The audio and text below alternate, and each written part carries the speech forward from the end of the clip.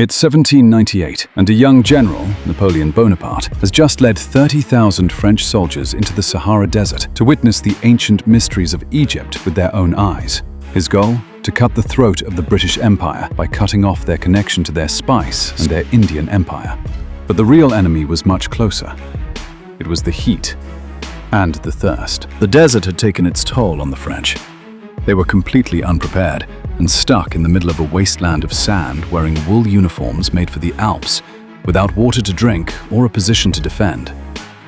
Local Islamic warlord Murad Bey, the de facto ruler of Cairo, had organized a Mamluk force to wipe them off the map.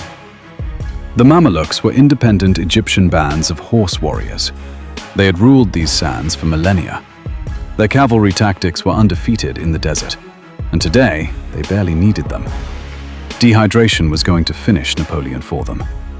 In the dunes and on the horizon, they would appear like a mirage, cut the throats of French stragglers with their sabers, then vanished just as quickly. The army was in a desperate state, but they had marched themselves into the shade of the Great Pyramids. Napoleon wasn't finished. Standing in the shadow of the Sphinx, he pointed his sword at the ancient stone and shouted to his parched, exhausted men. "Soldiers, from the height of these pyramids, 40 centuries look down upon you." The French infantry locked into perfect, rigid squares, bayonets like a hedge of steel.